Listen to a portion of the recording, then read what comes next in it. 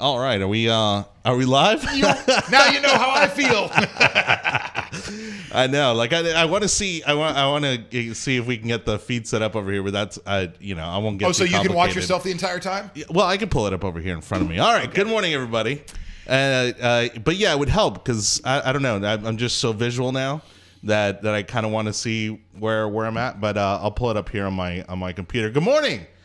Again, do your eyes do not deceive you. This is still the Wake.Show. Jonny Torres sitting in the captain's chair today, and driving the ship is my good friend Chris Fisher. Hey, good morning, everybody. Welcome to the Wake.Show. Oh, man. Well, thank you so much for everybody tuning in this early in the morning. It is a brisk 35, 37 degrees outside here in Tampa, Florida. No reports of snow yet. We'll see if that turns out to be the case. But we do appreciate you listening, and don't forget, we'd love for you to take us with you on your commute or as you start your day. You can listen to us all over the internet at facebook.com/thewake.show, youtube.com/ search The Wake.Show. You can learn more about us at The Wake.Show online. And we don't have the audio only stream up this week, but we'll get that back up and running once we kind of settle into kind of the new arrangement here. For those of you who may have not been catching the show over the past week or so because of the holidays, this is my last week on the show, and tomorrow will be my last day on the show, and I will be joining the office of Senator Marco Rubio as his district representative, and incredibly honored and excited by that, to be serving my community here in Tampa Bay. I'll be overseeing all 6 counties in the Tampa Bay region, and it's certainly a big shift from what I do here. Bake more pies, for one. I'll actually have to dress up and wear a suit probably every other day at least, or every day. Are you going to miss this? I am gonna miss this. Look, I'm a sleepyhead, man. If it weren't for this show, I would at least be getting an additional 3 hours of sleep every day. Well, and what I mean by miss this is because you are a natural. You're a natural at this. You know, you did radio back in the day, and I know that you're getting ready to go into public service. Right? Is that public service? And it's very exciting. But getting to know Jonny over the past couple of months, I just met him in August. You are definitely, you have the skill set. I don't want to say you were made for entertainment, made for radio and television, whatever. Yeah. But you definitely have that skill set. And I also know it's a passion of yours. So I got a question this morning. Is Marco Rubio going to allow you to do a side podcast, or can you still do your television appearances and stuff like that? Well, it's already gotten out, that again, I have this skill set. They're familiar. They know about the show. There's already people in DC who scoped out the show and made sure that I haven't said anything offensive or controversial. You're like, no, that was Fisher. Yeah. That was Fisher. That's right. That's right. Just pay attention to the guy on the camera. That's all.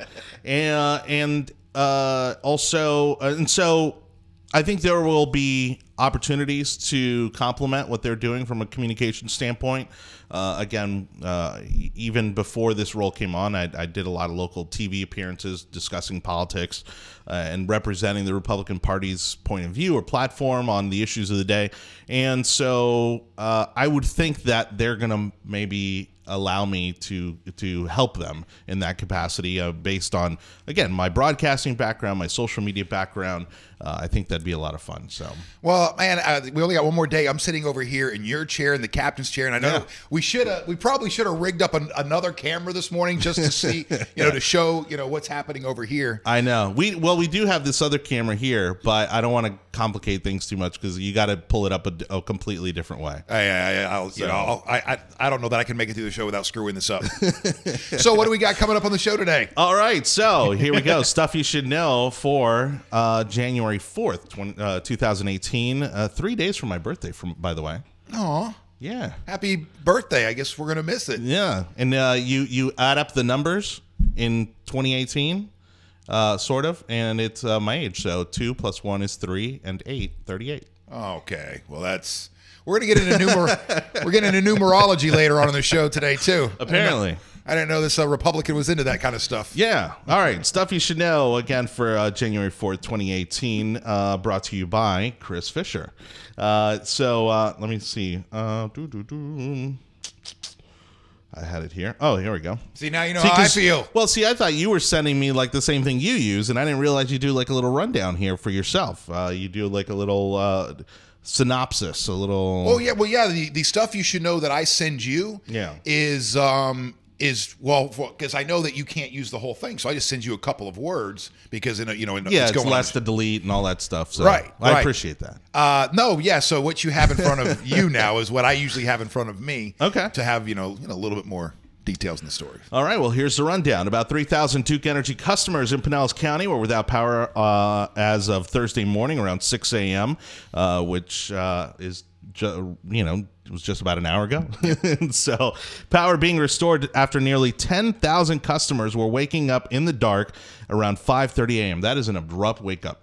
No heat, I'm sure, for a lot of these folks. And that would definitely suck. So it didn't affect you because you're a Pinellas County resident. No, it did not affect me. Nice. But I can't imagine, like your power going out in the middle of the night and you wake up, your alarm goes off at 6 and you're just sitting there free. It's hard enough to get out of bed. Yeah. It's hard enough. Here we go. It's hard enough to get out of bed in the morning. When your heater's on 6. What do you set yours at home, by the way? 72, 73. Really, for the heat? Oh, for the heat? No, 70. Okay, so we got it at 65 in the house. We got it at 65. Yeah. Oh, there we go. We got to see. Hi. Sorry. They should never give me control of any buttons whatsoever. Oh, it's going to be a fun show. All right, what's next in stuff? All right, so to finish up that story, according to Duke Energy's power outage map, outages are taking place primarily in the Magnolia Heights area of St. Petersburg. The utility company cites damage to transmission lines. It's unclear whether the cold blast impacting the area contributed to the outage. I would hope so. I mean, if not, that's not good either. Duke Energy estimates full power restored by 7:45 this morning. So if you are without power, I doubt you're watching the show. But if you happen to be watching the show through your mobile device, hang in there. 15 more minutes, because so they say they're always punctual about that stuff. Yeah. Lawyers on behalf of President Donald Trump sent a letter Wednesday night to former White House Chief Strategist Steve Bannon, demanding he refrain from making disparaging comments against the president and his family. Legal notice was issued today to Stephen K. Bannon that his actions of communicating with author Michael Wolff regarding an upcoming book give rise to numerous legal claims, including defamation by libel and slander and breach of his written confidentiality and non-disparagement agreement with our clients. Legal action is imminent. That's going to be... that is all the news networks will be talking about for the next week. Yep, you better believe it. Popcorn already out for that one. I was watching Twitter pretty heavily on that, and Bannon's actually denying it. He's trying to take the whole fake news mantle on that one and saying that he had nothing to do with the book or that they're taking him out of context, that sort of thing. Trump's already taken to Twitter, as you might expect, to also are we gonna come back to this story today, or we'll come back to it. Did you end up like bringing in stories that you want to do today? Not really. Okay, because I didn't know, because I got a bunch. Good. And he's a couple of those stories. All right, good. Well, then I'll make sure to pull up. I already have it up. My messenger, in case you want to shoot me over anything. An 11-year-old girl died Wednesday after being struck by an Amtrak train as she walked across the railroad tracks. The conductor told deputies that he repeatedly blew the train's horn and applied the brakes, but she was looking down at her phone, oh boy, and did not make any indication that she was aware the train was approaching her. The train was going 68 miles per hour at the time. Man, that is... Yeah. That's tough. Probably listening to music. I would think. I mean, but even still, those train horns are incredibly loud. Right. An unidentified woman was taken into custody after Pinellas Sheriff's Deputy Damon Laney saved her just moments before she tried to jump off the Sunshine Skyway Bridge. As I was approaching with my lights on, a female subject jumped out of the driver's seat, Laney said. She started walking toward my cruiser a little bit, then she started running and ran right toward the wall to go over the side of the bridge. He used his vehicle. I wasn't able to get out in time to get to her, so I pushed the bar of my cruiser to actually pin her legs against the wall of the bridge. Brilliant move by the deputy there. Saved a life. And, of course, this time of year, that's all too common. And as he was trying to save her, too, she was yelling and screking, fighting him, going, let me go, please let me go, please let me go. That just, man. That mentally, you've already committed to it, right? That's incredibly sad, and we'll obviously get to that. I think she might still be out of town, but it also might be good to again kind of bring back accelerated resolution therapy, Kelly Breeding, and I think they should come on once a month. Yeah, no, I absolutely agree. Let's see here. Do I have that story pulled up? No, which one? The lady who tried to. I think I forgot to open that story. Oh no, I'm sorry. The slumber parties. All right, Elgin man told to stop slumber parties for homeless during the cold. A suburban Chicago resident who was offering up slumber parties in his basement for homeless people in his neighborhood during dangerously cold weather, says city officials, have given him an ultimatum. Stop the slumber parties or the house will be condemned. Greg Schiller of Elgin said he began letting a group of homeless people sleep in his unfinished basement last month during brutally cold nights, offering them food, warm beverages, and a cot to sleep on while watching the movies. I would stay up all night with them and give them coffee and stuff and feed them. He said, adding that no drugs or alcohol were allowed inside his residence during the evening events. Well, that's no slumber party. That's no slumber party. Lamest slumber party ever in my book. No, look, this is going to be one of the things that you'll hear Republicans go back to on government getting in the way of charitable. You know what? This is a great discussion to have because we run into this here in the Bay Area. Yep. What is it? About every year, every couple of years, because you have the group of people that go down to the parks, or at least one of the parks here, and try to feed the homeless. That's and right. The cops have to break them up, so you can't keep doing that. Right, and the fact that a nonprofit organization, a charitable organization, can't go and feed the homeless, I think. Is just incredibly discouraging because that's what these organizations are designed for, and maybe it's a lack of communication, but the fact that we had this issue where in downtown Tampa they were preventing people from giving food to homeless people, right? It's government getting in the way of people trying to do the right thing, but trying to take care of their community. Property. In that case, it's government property. That's all the more reason why they should allow them to do it. It's not public land. It's not private property. It's not somebody else's property that they're standing on. We'll come back to this. We'll come back to this discussion. And the Lightning, man, just having an incredible year. I didn't even know this until last night. The NHL All-Star Game being played right here in Tampa Bay. I had no clue. Didn't realize it until last night either. my sportsing senses were off. And so Tampa Bay Lightning captain Steven Stamkos named captain of the Atlantic Division's team Wednesday as voted by fans for the NHL All-Star Game. The face of the Lightning franchise will likely be a face of the star-studded event, which includes a skills competition January 27th, and the 4 division teams are playing on a 3-on-3 tournament January 28th at Amalie Arena right here in Tampa.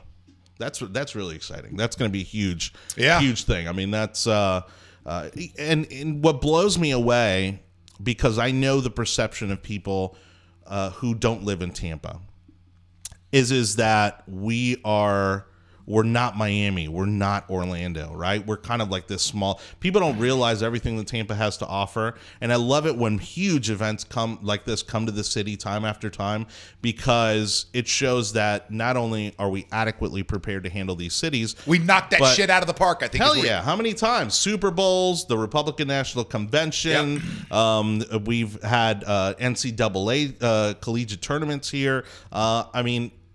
Let me tell you, few people understand the scale of the Republican National Convention. It is one of the largest political events in the world.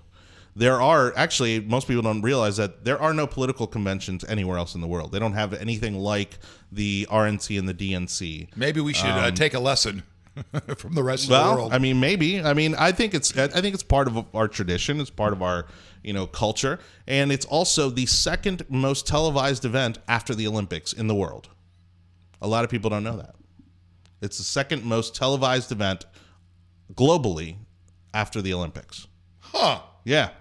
So there were hundreds of media outlets here I like having control of these buttons and just sit here and make faces into the lens as you're talking.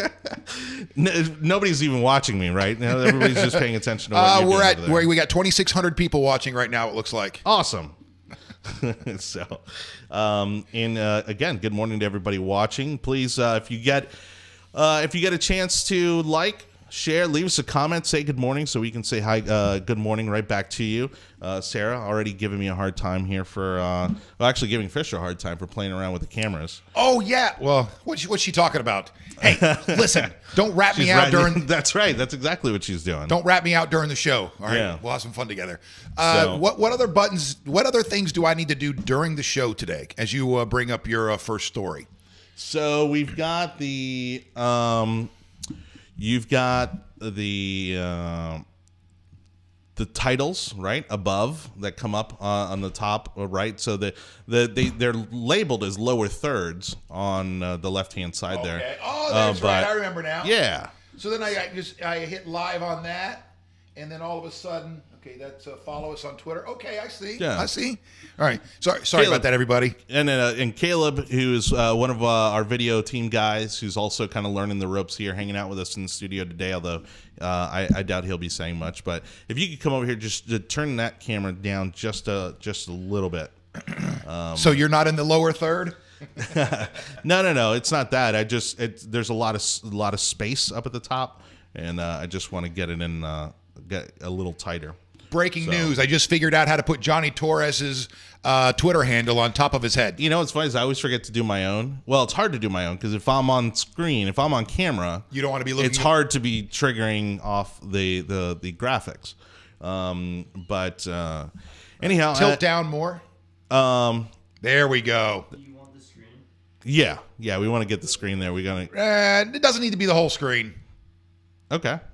We're trying some fancy. We're going to get artistic with it today. Because I'll watch it back too. I noticed because we tried to do that, get the whole screen in there, but then my head starts at like the middle or just under the middle. Well, there we go. Whoa, let me get that. There we go. Oh boy, what are you doing? He corrected it. He corrected it before I got on it. Although I got to say, this camera angle actually does very well for you. Because you could see your blue eyes, that salt and pepper thing you got going on over there. Oh, well. I don't know. The ladies might be into this. Thank you. Well, sounds like you're into this, Jonny Torres. Well, on my next to last day, I have something to tell you. No. Thank you again, everybody, for watching. Again, our success, the success of this show, depends on you, and every little interaction, whether it be a like, a comment, a share, all that helps us grow this show. So we thank you so much for watching every single morning. Don't worry, Fisher is still here, and as you can see, he's having quite a bit of fun running the cameras over there, and we're going to continue to run the show as we always do, and I think... I have another question. I have another question. All right, go ahead. Mr. Torres? Yes. So at this point, after we're done with stuff you should know, do you usually take off the story tech segment, or do you leave that up there throughout the show? I've done both. Mostly because I think when it comes up on people's news feeds, I think that's eye-catching. The stories of the day, like people are seeing that, it's like, and then they'll wait until we get to maybe a particular story that they want to hear about. You know what I'm thinking? I'm thinking because there's segment 1 and segment 2. Segment 1 and segment 2, and we got this under segment 1, right? Segment 2, maybe we in the morning load in, I don't know, different, other things that because we put the stuff you should know up here, yeah, and then there's other things we talk about and guests. So maybe you'll just make 2 so we can kind of go back and forth between that. Yeah, and again, this is where I think the show has the most potential to improve because right now, as it seems. Behind the scenes, it looks like we may have someone that is going to be brought in to be dedicated to doing this show. Again, for those of you people who've been watching the show since day one, once the show ends, I go downstairs and I have my daily responsibilities as communications director here, Bake More Pies. Whoever comes to take my place may not have those responsibilities, so they'll be dedicated to doing more around this show. And so one of those things is doing more of those types of elements, having more content there, having more graphics up. So all that kind of stuff, in addition to having more guests. Eric Stratman, again, by the way, coming up 8:30, right? Yes, yes, sir. 8:30. Eric Stratman from TNL Nutrition is going to give Fisher a tongue lashing. Not me, because I'm peacing out. So you're going to get the brunt of it. I'm going to be litting Papa down this morning. Yeah, I did have my ceremonial, traditional McGriddle before he comes on the show. I make sure I have one of those every week before he comes on. I made the big mistake of my weakness is Swiss cake rolls. Swiss cake rolls. I made the mistake of buying a box. And they're cheap too, which makes it even worse because you can't say, oh well, I don't want to spend the money on that. They're like less than $2 for a box of like 12 or something like that. And you go through the whole thing.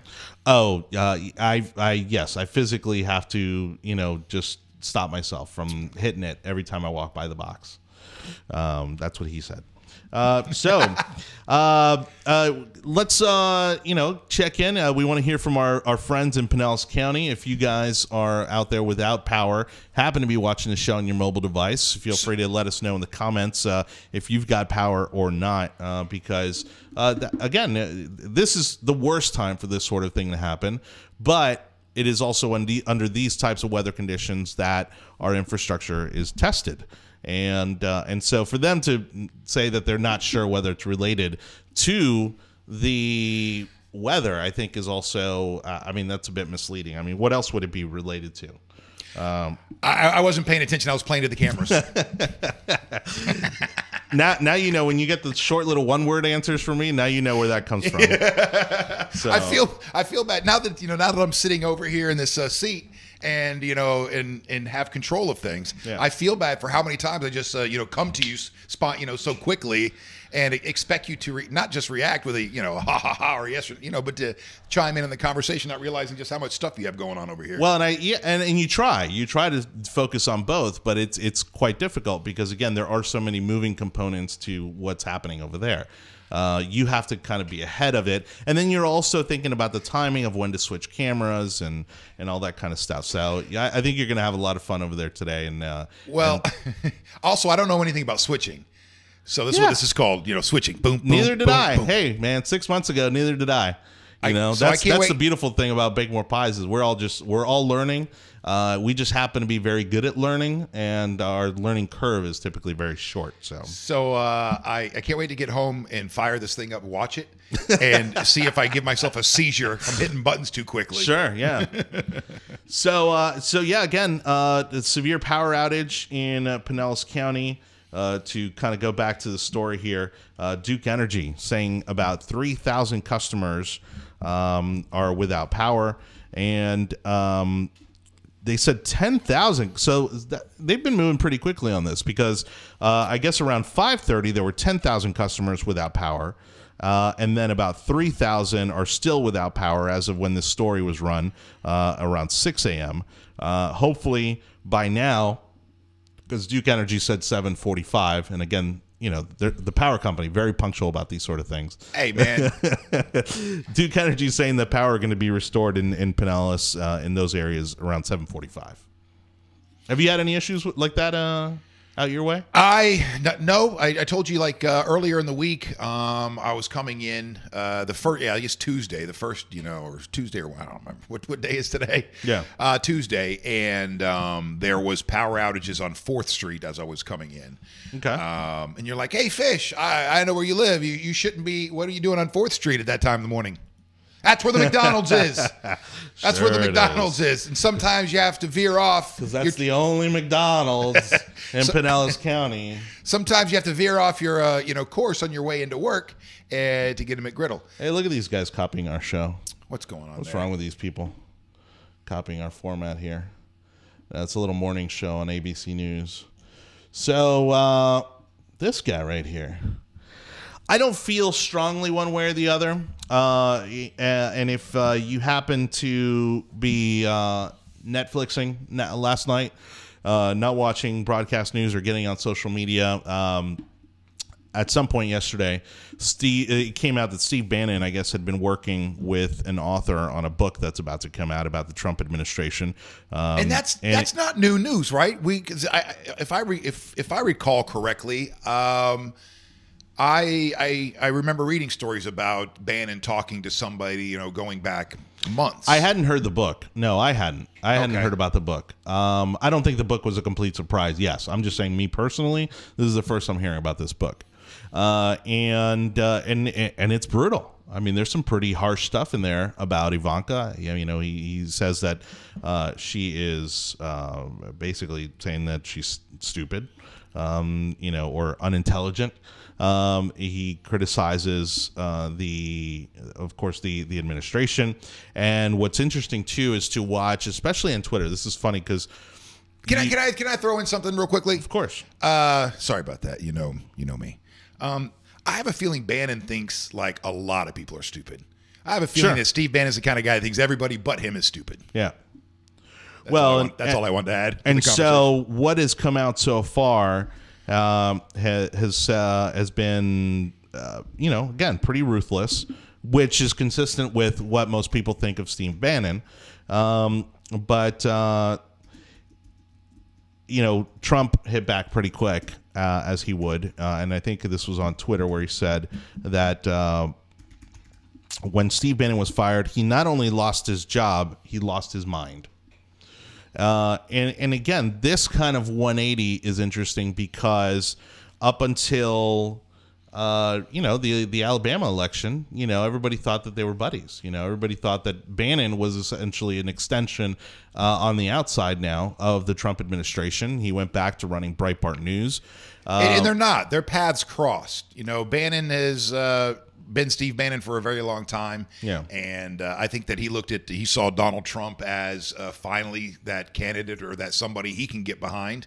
But I think both of them are very principled, Steve Bannon is. I think Trump now licks his finger, puts it up in the. I don't know. Maybe that's not fair. That's not fair. And I know there's a lot of people that have a lot of respect for the president and whatnot. So, but now is when you're starting to see the division, right, within the Trump administration, and even some of the talking heads, the pundits, the people who advocate for Trump out there, and basically saying that Bannon's the reason that Alabama was such a mess because President Trump came out supporting Luther Strange. A lot of people thought that was strange, no pun intended, because within Alabama, and we had Rachel Hammers on the show, Luther Strange was seen as the establishment candidate.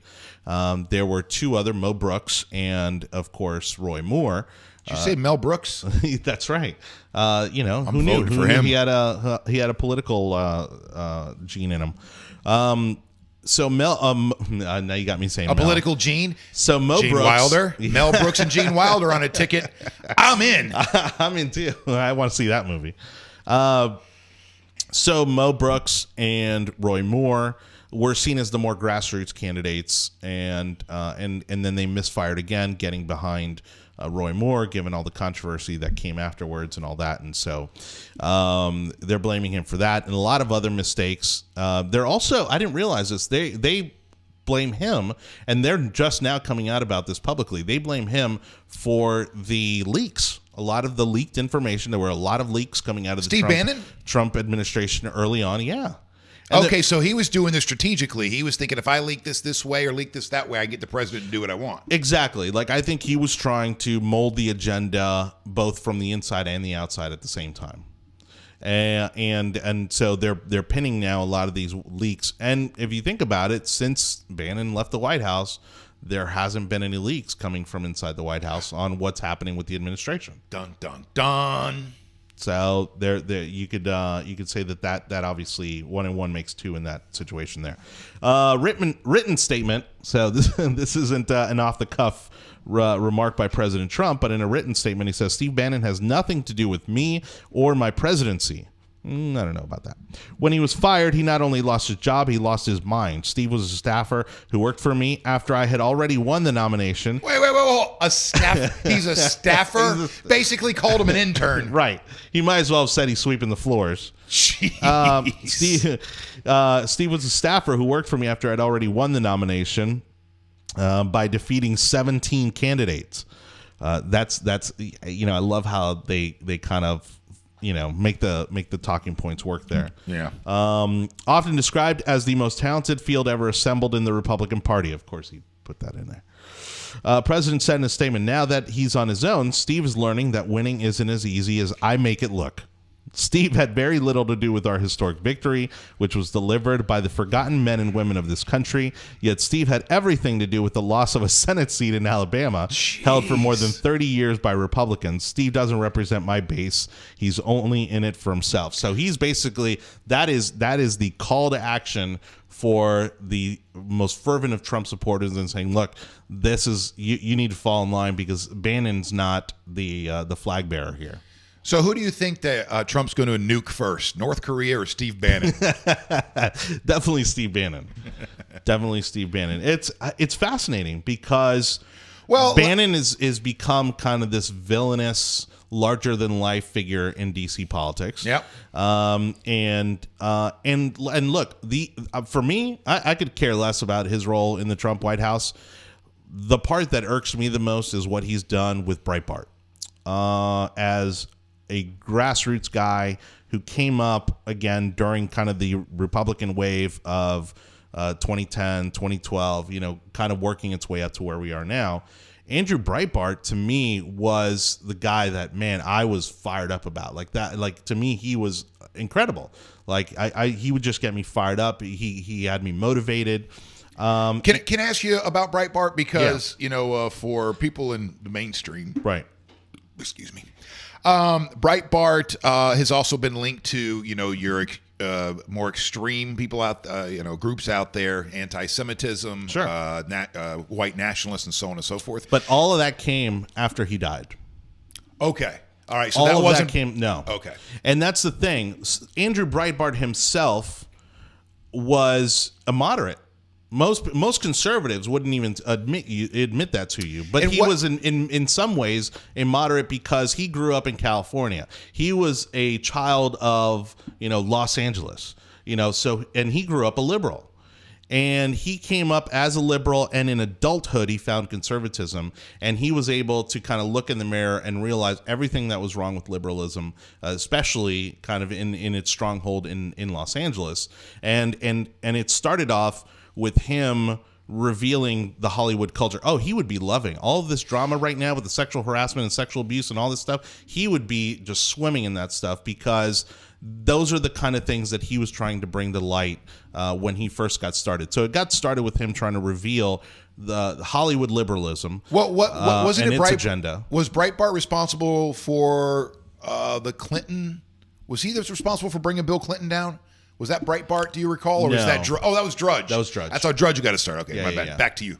So, but he was also he was a moderate on LGBT issues. Again, growing up in Los Angeles. I tell people, growing up in Miami, it's really hard to grow up closed-minded about those kinds of things because you're exposed to it. It's everywhere. And you grow up around people who, again, come from different countries and different lifestyles. And but he loved going after the media, and he loved going after Hollywood and revealing their liberal agendas. Once he died and his brand was sold off, they have since turned it into this convoluted weapon, really, political weapon. And a lot of people still try to make that association, but anyone who met Andrew Breitbart or was friends with Andrew Breitbart will tell you that the website and his brand now, he would be incredibly pissed to see what his brand has become. Well, I will say this: when you leave tomorrow's Jonny Torres' last day, and when you leave the show, sir, I am going to miss this political insight because I do not have the same. Yeah, no, I mean, but that's the stuff that I love bringing out to people because they don't realize, kind of how a lot of this stuff works behind the scenes. Yeah. We're so used to the talking heads and the talking points and all these people on the cable news shows that you don't really see who's pulling the strings behind the scenes, and you don't know really how to connect the dots. And to me, that's more fascinating than left versus right. Again, this story is not going anywhere. Keep an eye on that. That's going to be a lot of fun to follow.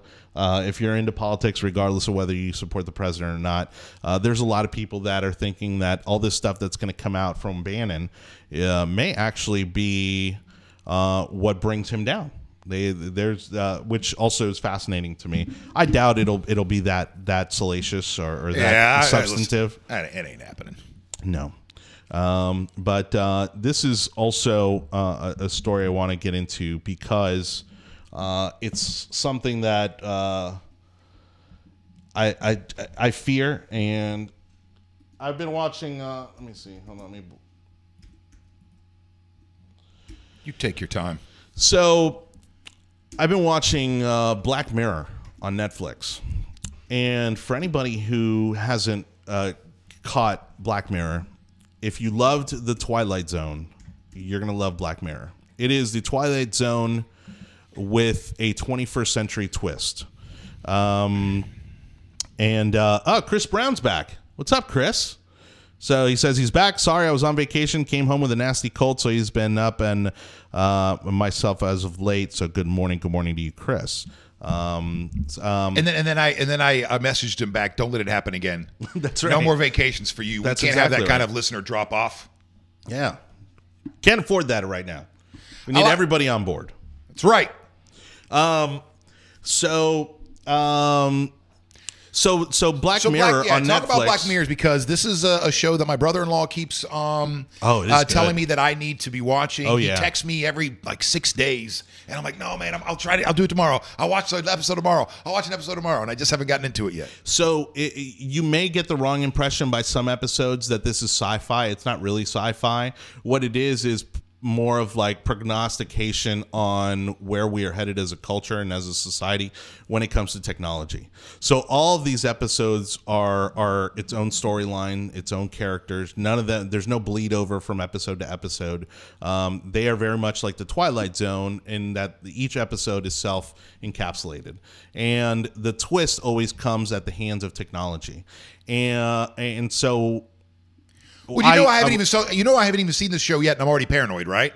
Because once you started talking about Black Mirrors and my brother-in-law and other people, now if I'm sitting on the couch and I just look up and the TV's off, I see the TV differently now. Now I see the TV looking back at me. Right, it's a Black Mirror, and then everything they all have cameras now. You know, like a lot of the newer television sets or your Xboxes and that sort of thing, have cameras. Our phones all have cameras. Our laptops all have cameras. But they can tap into that stuff, right? Of course. And they don't get perfect images, but they can tap into that, and I don't know, get heat signatures or get something out of a room. Well, that was the big controversy recently. I think there were Samsung TVs that the NSA was able to tap into, and they had to do either a recall or something with those TVs because they were so easily accessible. And by accessible, I mean the cameras that were built into the television sets. Oh, they were breaking into the cameras themselves. Oh yeah, because you know what I'm talking about. Like they can tap into your microwave as well, and then use similar. It's like for those of you that have ever been mobile DJs or club DJs, and you've ever had to use your headphones as a microphone. And vice versa. You can take your headphones, right? Yeah. Plug it into the microphone jack, and it'll sound like crap, but it'll still kind of work, and vice versa. Oh, I didn't know that. Yeah. And then you can take your microphone, plug it into the headphone jack, stick your microphone up to the ear, and then you can mix. Oh, wow. So I had no idea. It's a crappy sound. So I think it's sure. I don't want to say this. I'm not saying it's the same technology because I don't know what the hell's going on. But I'm going to go ahead and say it is something similar, where they can get some kind of they know when people are in the room and where they are in the room without the cameras. I mean, just using the TV. Well, look, this is a positioning device. And so if you have this on your body, if you have your mobile phone on your body, then some device or application or entity has the ability to find out where you are in that exact moment. whether you have it off or even if you have it, I believe, completely turned off, right? Because if you have it turned off, there's two ways, right? If you have it sleeping, you're still getting notifications, so that means it's still on. But even if you have it completely turned off, they can still ping. I think they can still ping some of the elements in here, even if the phone's completely turned off, as long as it has battery life. As long as it still has battery life. So what you often see in TV, and this is why they do it, is that when they want to destroy a telephone, they'll rip out the battery. And because as long as the battery is still in it, even if the phone is shut off, they can remotely access it. And you know this for a fact. That's not just some holiday shit you're throwing out there. I mean, Hollywood. I believe so. I believe so. Again, I'm not an electrical engineer or anything like that. Well, speaking of which, one of the stories we have today is the 11-year-old girl right here in the Bay or in Polk County, who I guess had her earbuds in. Yeah, and this isn't about spying and stuff like that. This is about our technology and cell phones and whatnot. But but that's where I was leading with the Black Mirror thing, which was that we are becoming consumed by our electronic products. They are running our lives. I mean, I could do my entire job off my phone if I needed to. Don't need a laptop, don't need a desk, don't need an office. I could work every single day off my phone if I absolutely needed to. It goes to show you how powerful these phones are. And so especially young people who are growing up with this technology and, they're walking and talking and listening to music and all this stuff. And unfortunately, this young girl was in Polk County, 11-year-old girl, struck by an Amtrak train as she crossed the railroad tracks. Conductor told deputies that he repeatedly blew the train's horn and applied the brakes, but she was looking down at her phone, did not make any indication that she was aware the train was approaching her. The train was going 68 miles an hour at the time. And one of the things that worked in my case, and I don't know. I mean, I was one of the few DARE success stories, so I don't know what that says about me, but one of the things that did strike fear in me was when I was taking driver's ed in high school, and our driver's ed teacher had a train conductor come into the classroom and show us a video about what happens when you leave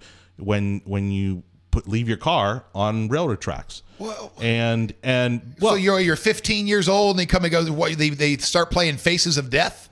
Well, I mean, a safe version of that, but yeah, they're showing how trains, even not at full speed, can still completely demolish a train, even at a reduced speed. And what the train conductor would tell you, and again, this is, kind of a scared straight kind of situation that I think he was going for here. He said that oftentimes, if they know that the vehicle or the object that is in the path of the railroad track is vacant, in other words, that there wouldn't be a casualty of life, some of the trains won't slow down at all, because it actually does more damage to the train to slam on the brakes and not hit that object than to just completely demolish that object and drive right through it. Well, this guy said he did apply the brakes. So how fast was he going before he applied the brakes? Because he allegedly hit her at 68 miles an hour.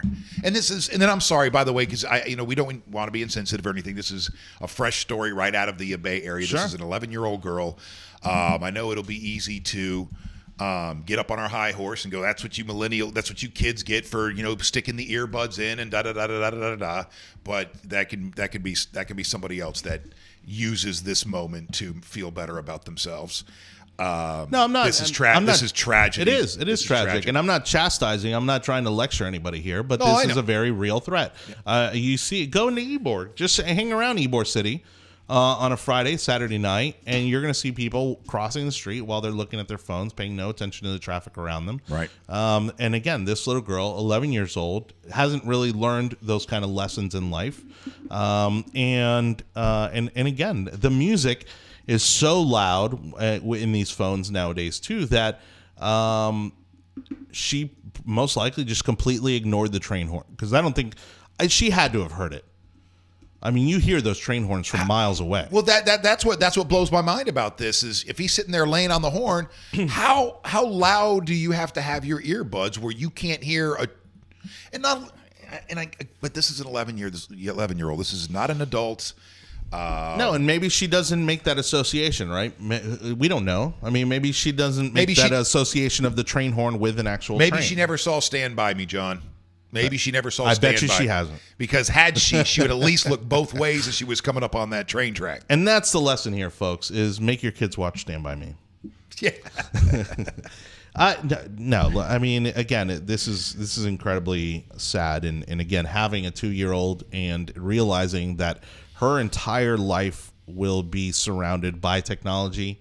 I'm still trying to figure out what that balance is. I'm still trying to figure out how much of it I want to introduce into her life.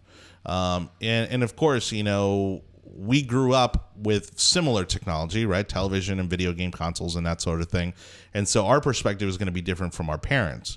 And so I don't necessarily, not yet, I don't have that concern over her watching too much TV because she doesn't watch it. So we'll have it on, and it's on educational programming, and she won't watch it. She just doesn't have the attention span to sit there and watch it, and she'd rather go and play with her toys. She'd rather get on YouTube and watch people unwrap toys. Well, that's the crazy thing is that now she knows that, you know, we can pull up like Elmo videos on demand. So it's like, you know, she'll say, you know, in her way that she wants to watch Elmo, you know, and so it's going to be really interesting. And again, I wasn't sure how I was going to handle this. But again, I realized that it's not only about everything in moderation, but it's also about how it's presented. And so I gave her my iPad. I don't use my iPad. And I've had this iPad for years, and slowly, as I've now have a MacBook and an iPhone, and I don't really need my iPad. So I gave her my iPad. I blanked it out, and I only put like educational apps on it. And then I also use it to FaceTime with her from time to time. Aww. And so like she gets FaceTiming, right? Because she's been FaceTiming since before she was 1. And it's fascinating because she still does the thing where she'll like kiss the screen, you know, to say goodbye and that sort of thing. Right, yeah. But I don't put anything on there that I don't deem educational. And then and it's one of those things that kind of like, if your parents ever like let you have like a sip of beer, like afterwards, like beer's just not that big a deal. Like listen, I wasn't raised in Colombia like you. But it wasn't prohibited. I'm not European. But it wasn't prohibited, right? And so like you don't put all of that value into it. And so I figured if I keep it from her, then it's going to be something that she's going to want even more because I'm keeping it from her, rather than if I say, hey, look, here's this piece of technology, you know, and you know what? Here's some bourbon. She doesn't use it. She doesn't use it. She'd rather play with her dolls and toys and stuff like that. She on her iPad, she has an attention span of maybe 2 minutes. All right, good for you. So, you know, so far, I don't know. I think it's working. And by the way, all of our listeners, yesterday we should have went live. We should have went live yesterday from the psych room after the show. Jonny had a photo shoot with his daughter. Oh. She's what, just over 2? Turned 2 in November, yeah. All right, so just crossed the 2 mark. And she's running around this huge, it's just nothing but a plain white studio. They got a couple of props in there. And a photographer's chasing her around like you just let a pig loose and you're trying to wrangle it again. And that's pretty much what I expected. Like, because I always wondered like what these child photo shoots are like. And I figured it was pretty much like semi-controlled chaos. And that's exactly what it was. Yeah. And that's just one kid. I mean, hey, my friend, State Representative Jackie Toledo, I think she has like 5 of them. I mean, like, I can't even wrap my head around that. Like, it's, you know, but hey, man, kudos to her being a mom and state representative. What's your little girl? Have you told her that daddy's getting a new job? Does she have a... Oh, no, she doesn't. She doesn't care. No. If we're up to her, if it were up to her, I'd be home all day. So what's a job, Dad? That's right. So, but it's fascinating to watch her get more and more attached to you as a parent. That's been really interesting. Coming up at 8:30, we'll be checking in with a TNL TNL Nutrition Coaching, and Eric Stratman. He was supposed to be on with us yesterday. Had a quick emergency. Yeah. He had to take care of, so he couldn't join us on the show. We were going to have Chris McCarty, singer-songwriter, in today. He fell sick, so I'm going to reschedule him, and he's going to come in and co-host the show with me, because that's one of the things that we're going to do after Jonny leaves over the next couple of weeks. Yeah. As we try to fill this role. Which we can't, by the way, Jonny. We can't. There's no filling your role. It's going to have to be reinvented. So we'll be bringing a guest host through over the next couple of weeks. Well, and good morning to John Sweeney joining us. Christine Sturm, I think she kind of agrees with what I said earlier. She says you're looking great there, Fish. I just liked that comment. Of course you did. She's watching from, I don't want to mispronounce this, Fuquay, Varina. Watch it. North Carolina. So thank you for watching from North Carolina. Damn it. My buddy Ben and Maribel. Wait, hold on. I just happened? turned off the feed. Shit. Did you hit finish on the? Oh yeah, you sure did. Did you have to hit done? Did you hit finish on the? Yeah. Did you hit finish on the? Yeah. Now I just hit live again on the window. No, because we're gonna have to. You're gonna have to grab a new stream key. Okay, so I hit. So just stop the show. I'm sorry. It's all right. Okay, once you see the feed come up on Facebook, then hit go live and then start show on Mimo. But I have to re-put in everything. Re-put in? No, because Mimo's still fine. Mimo still has all the graphics and everything. Oh, yeah. Well, yeah. My email should still be pulled up. I mean, so you should be able to just copy and paste it. Don't worry about the tags and all that stuff. All right. I'm just take two. Sorry about the restart. Or do you want me to go into your email real quick? Yeah, go in there, because I'm sure people want the links. The links will be good for. Or it doesn't matter. I can always we can add them in afterwards. Where do you pull your email up from? It's in the Chrome. It's in the. It should be one of the tabs on Chrome. In the web browser. There you are. Okay.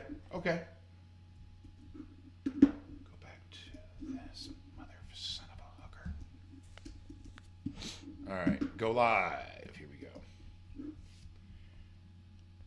All right, I think start show.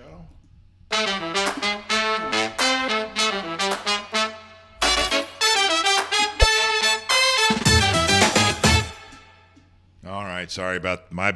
Hold on, my bad. What camera are we on? We're on me right now. Oh, with this look on my face. Yeah, with a guilty look.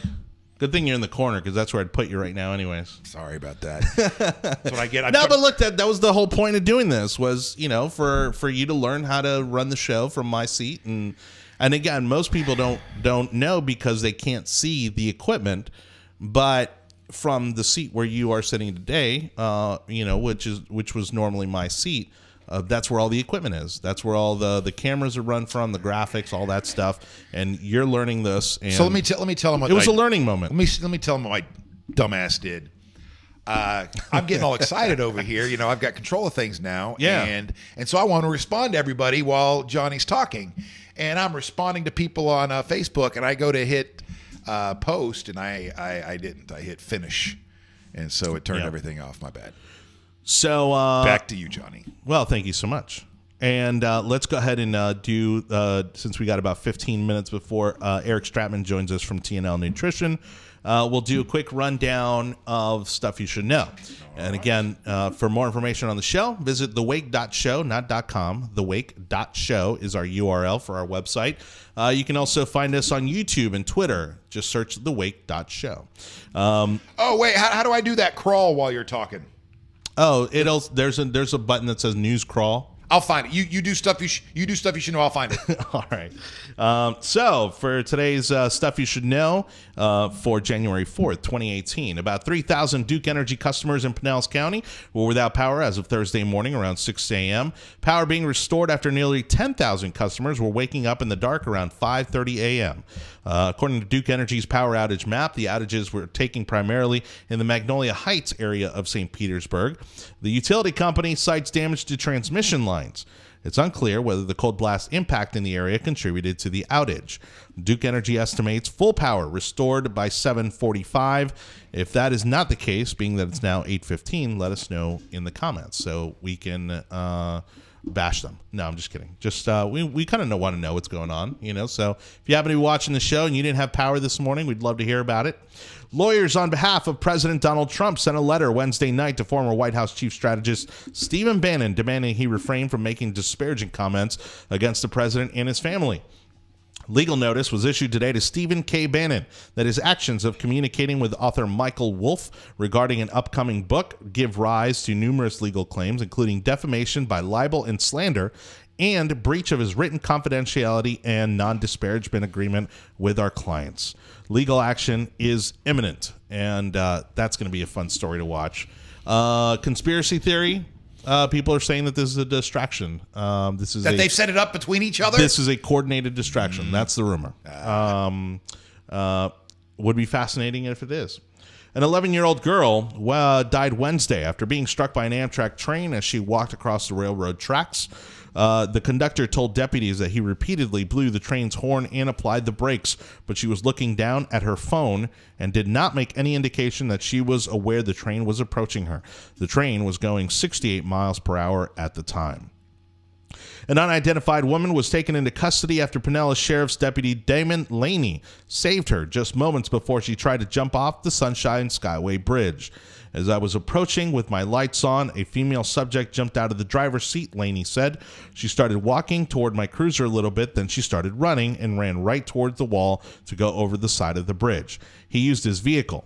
I wasn't able to get out in time to get her, so I used the push bar of my cruiser to actually pin her legs against the wall of the bridge. Incredibly smart thinking by Deputy Laney, and certainly a hero in my book. And again, I hope a hero in her book too. After a couple of days, I think so. This time of year, again, this is the time of year where people will attempt to commit these acts of self-harm, and even to the point of suicide. It's very common and expected that this is the time of year that these things happen, and I think he'll be recognized for it. And as he was trying to save her, he pinned her up against the wall. He was worried that he was going to hurt her. He's never done something like this before, and he said, even as he's trying to save her, she's going, "Stop! Let me go! Let me jump."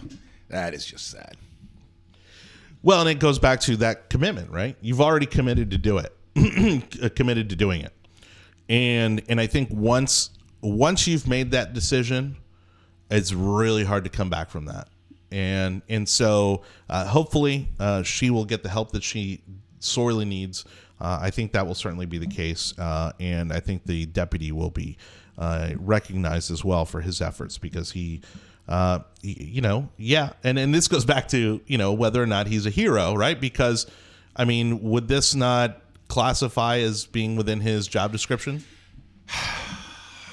And I'm putting you on the spot here because they're paid heroes. Okay, they're paid heroes. They are, and I know there's an argument. All right. They're being no. That's a good way to label it. But also think about it. You're up there at the top of the Sunshine Skyway Bridge, and you're wrestling with somebody. One false move, one little slip, they're trying to go over the edge. Next thing you know, you're going over. So I'm putting this guy in hero category. Yeah, and I don't care what anybody says. You ever slumber partied with homeless people?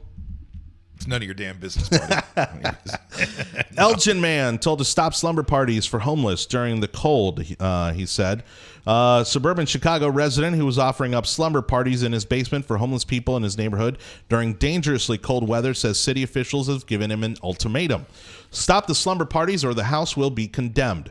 Greg Schiller of Elgin said he began letting a group of homeless people sleep in his unfinished basement last month during brutally cold nights, offering them food, warm beverages, and a cot to sleep on while watching movies. And from what I understand in the story, the reason that you see the slumber party thing, he's throwing that's what he was calling them. He thought that he could circumvent the law by saying, no, I'm not bringing in homeless people and being a non-licensed charity. Yeah, he's inviting them in like guests. Right. They're my friends, and they're coming over for a little slumber party. We're just getting together. A little hot cocoa, a little Netflix and chill. Yeah, but also your basement has to be up to a certain code for anybody to live in it. Well, and that might be the case because you said it's an unfinished basement. Right. So that's not even up to code, and so technically his own kids wouldn't even be allowed to use it as a bedroom if he had kids. I still love this idea, and if anything, I would hope that somebody because Chicago gets as cold as it does, I would hope that a nonprofit comes of this that encourages people to do this sort of thing. Yeah. Imagine the impact that would have on the homelessness in Chicago. Oh wait, you hope this starts a movement? Oh yeah, kind of like what are those Airbnb? Is that what I'm thinking of? Something like that, but for homeless people. And then you get like a little tax credit or something like that if you take it. You can write off. You can write off any expenses that. I mean, it gets tricky. I don't know that it's going to get ugly real quick because people will be bringing those people in to exploit them very quickly. You know what I mean? That too. And they know that I don't like that. So maybe there's no tax incentives or any kind of financial benefit component to it, but I think that they should maybe pass a city ordinance to allow for this sort of thing. Would you want it? Would you want this guy living next to you, and he's bringing in? Although it does become a slumlord kind of a situation if those people decide to stay long term. Because for every one of these guys that has the best intentions, once you incentivize it, sure, tax incentives, money incentive, well, then a whole different group of people come in to try to take advantage of that. So.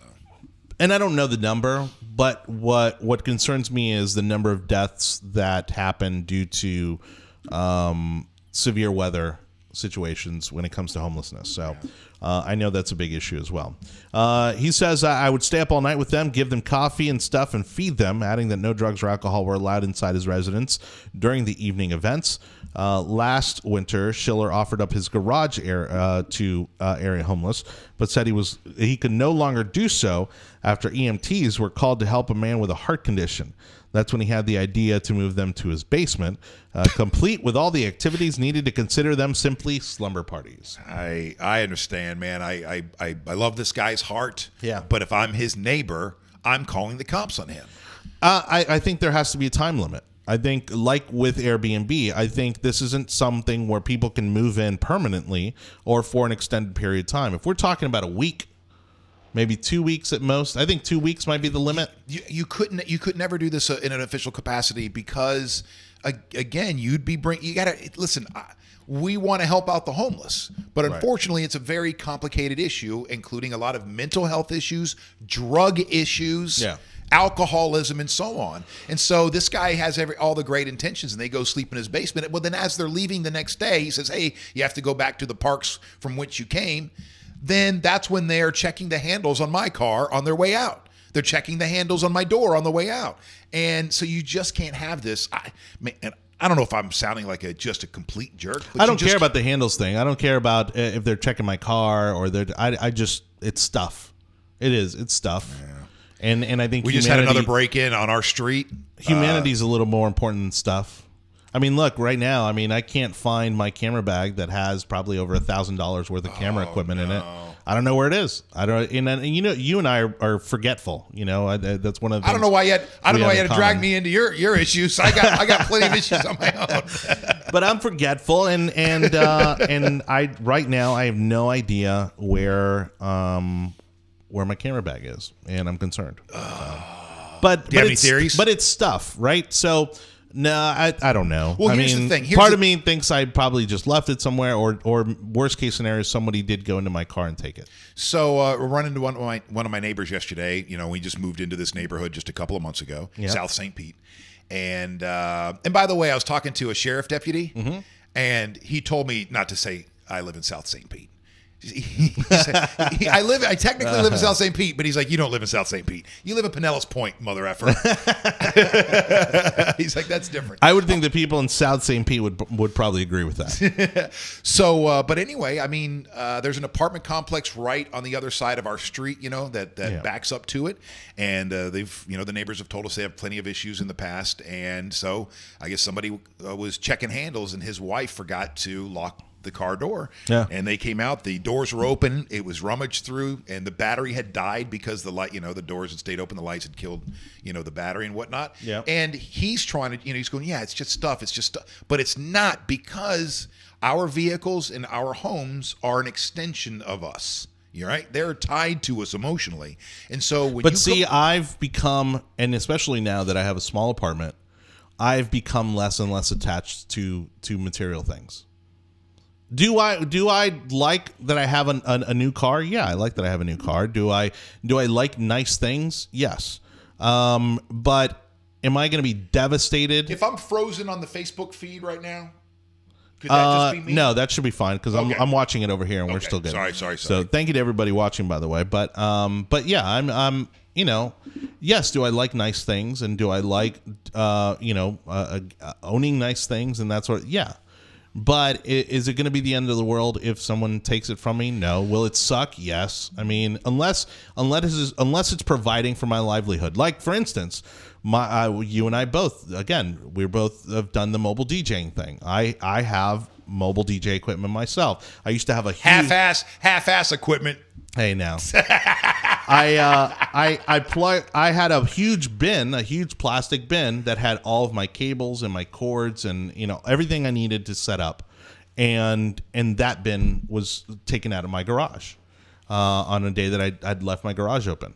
And you were pissed, right? You were pissed. Of course, because it's probably hundreds, if not maybe over $1,000 worth of cables and equipment. But have you ever come out to your car and a window broken or the door ajar or came home and saw that somebody has been in your house? No, because I'm from Miami and I have learned bars in the windows. I've learned to lock my car and I've learned to lock my house. And I've had that happen to me, and there is a sense of violation, some very deep violation. Like somebody I mean, I'm not trying to compare. I get that part too. Yes, I know what you're saying. So I get what you're right. I mean, it is stuff in the end, but there is also a violation. You don't feel right after you realize somebody has been rummaging through your shit. Yeah.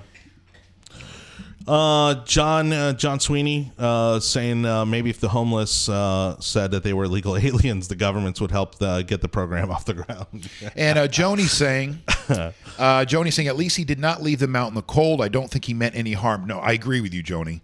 There's a Salvation Army at the end of my street here in Citrus County. They do not normally house people. During the cold front, they open their door from 7 p.m. to 7 a.m. for the homeless. I saw one of them walking back into the woods a little after 7. So sad. Very sad. Yeah. But to the point you were making is Pat, saying that it's still a violation. It's a violation of a city ordinance, and nobody wants that.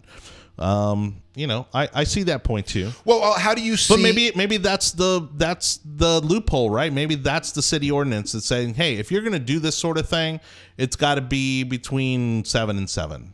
But like you said, then you're welcoming homeless people into your community, and other people are going to take issue with that. And I don't know. Because all right, so let's bring it back to the issue that we started out, the show before I ruined the show, and that is, let's bring it back to Tampa. Then in that group that tries to feed the homeless, and I can't remember the name of the park now.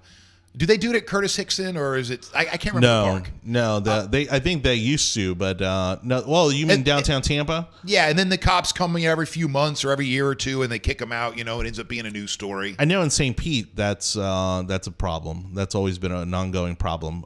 But in Tampa, I don't know what park. I know which park. I don't know. I don't remember the name of the park. But anyway, so what are your thoughts there? Because this organization, tries. With the food. What's that? You're talking about the organization that feeds the food. Yeah, feeds the. No, look, they're not setting up permanently. They're feeding the homeless in the community. It's not costing the government anything to do it. It's not happening late at night. They're not destroying public property. I don't see the issue with it. I don't see why this is an issue. Other than they didn't get a permit. It is the only reason why they continue to be shot down for doing this. All right, buddy, you ready to try to fire up Eric Stratman? Yeah.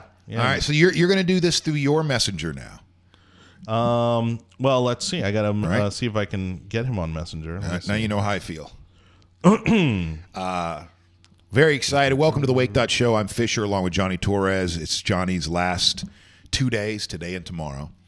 And so normally I sit over where he is, for those of you that are new to the show, and this is his area. We've switched now, mainly because I need to learn this stuff. It looks like we're going to have somebody coming in every day that will be switching, but I definitely need to learn this stuff. And I really enjoy this. I don't know that we're going to need you. It is fun. I mean, it is. I like this. Like as someone who you may have to initiate the group chat here. Uh-oh. Let me see.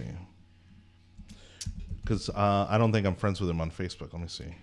All right. So can you go in? But Got you and Kelly, you and Rachel, Cord, Sarah. All right. So let me get Johnny Torres. Yeah, just do a group chat, and I should be able to take it from there. All right. What's your name, Jonathan Torres? Yes, that is correct. Eric J. Stratman. And I'm just going to do a little good morning to you guys. Oh, there he is. Yeah. Let me see. Maybe I can do it. Oh, yeah. Oh, there it is. Okay. And there you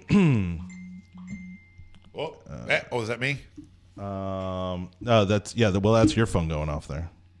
I'm gonna uncheck you because I don't need you. Don't you uncheck me? I'm unchecking you, buddy. I don't need you on this call.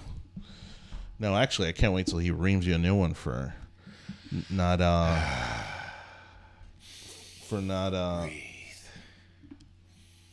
Breathe. Let's see.